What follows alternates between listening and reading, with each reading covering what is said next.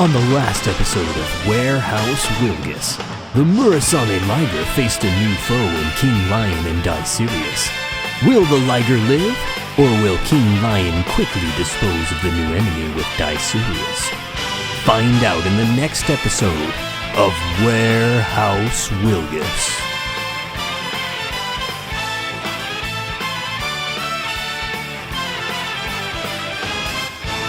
The luscious lion and wonderful wolf are CT04 King Lion and 07 Daisirius. Being third-party Transformers, this means that they're not officially licensed by Hasbro or Takara. Also, fourth in release of the 6 Transformers to combine into Terra King, we now have the chest and left foot. As of recording, the complete set is finally out, and yes, the warehouse will show it. We're just making some space for the big visitor. So, let's not let the lion lay and wake this wolf, because wow, these are beasts. All the puns intended. Here we have the cannon mode. Sweet J's, this thing is massive. As mentioned in previous reviews here, these are Transformers that have a very stylized look to them. Far are the days that all figures need to stay like their G1 blocky, chalky original looks. So many parts move on this figure, which can be a challenge when trying to pose them. A different viewpoint could be that there are many opportunities to express some good body language, and not just look tall and wide. When fully decked out, it is 12 inches tall, or about 17 when fully on the pointy tail, and about 7 to 10 inches wide, or 7 inches deep.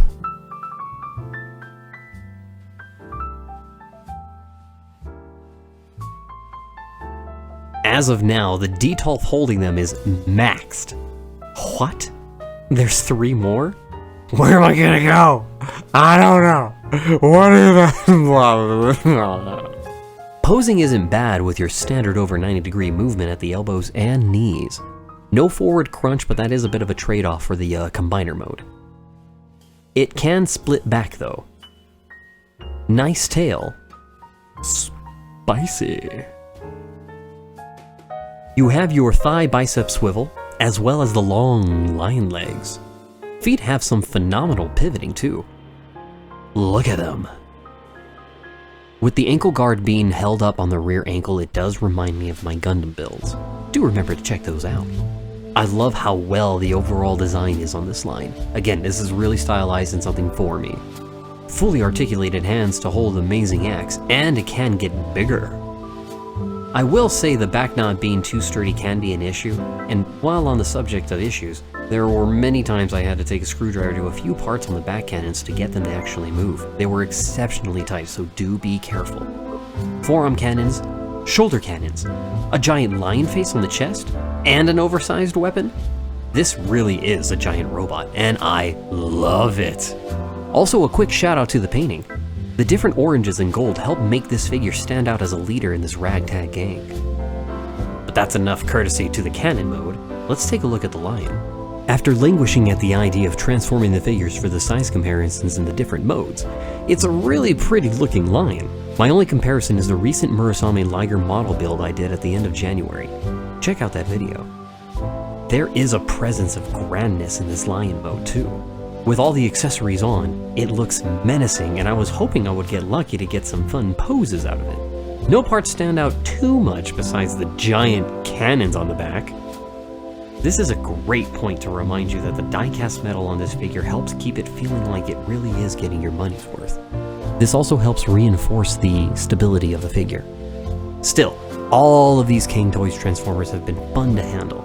You will start to get some work out of these things though. 2 pounds. 2 pounds is what this thing weighs. Wonderful options to remove or keep the accessories on when it's in its animal mode, minus the axe. But no one axed you. But that's still a nice question, so good call. Really, like the others, weapon storage is non-existent. Maybe on a random cleaning day I'll change them all from animal and robot and back and forth to display. Nah. Remember getting a trophy as a kid and wanting to put it somewhere that you can show it off and people ask you about it? That happy time to revel in your glory and success. No? You too? Oh good. I was worried there for a second. Because this chess mode for Terror King is 10,000% cooler than any contest Steve would have won and showed off his little trophy. Now, you can show off your own cool Lion King transformer as a trophy or a statue bust. I don't know. Combiner modes really have been always garbage without the rest of their comrades, but we are getting there, and... Hey, stop that! I told you we would show them the rest of it everything later. Get out of that mode. So, the head sculpt has me shaking with anticipation for the real final mode, and this looks great. Doesn't seem like there's a lot of kibble on there, but we'll see soon, I promise. After finally getting around to messing with Kinglion in its third mode, I am very looking forward to the final form of what this piece is going to look like. Terror King is going to be terrific, and you are going to look so forward to this. Now let's not forget about our friend 07 Daisirius, a wolf transformer that forms the foot of the final piece. Decent range of motion and articulation. Also a fun piece of advice, there are 4 pieces of little rubbers that are added at the very beginning of the video, and those go onto the feet of Daisirius to give him more stability in the foot form. The hands are static and will hold different weapons, like his cannon, which will later on be his toes or tail. Definitely smaller than the rest of his comrades, but it helps kind of keep a balance on the team, I feel. Nice points for posing, and from what I've seen, the head sculpt is really the only difference between the two of them. But chicks dig scars. Wow, both of these figures were packed together, and I think it is amazing value that you would be able to find. For its price and what it's going to be transforming into, believe me, I am blown away, and I cannot wait to share with you all more of the pieces with what's coming up in the warehouse.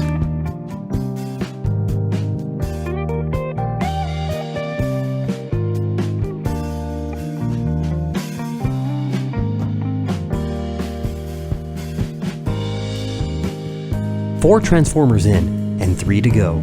The Cang Transformers line has continued to impress me on what Transformers are capable now. Being blown away on every release has been an amazing experience, and finding the sculpted detail in paint is just the tip of the iceberg and a great part of the fun experience.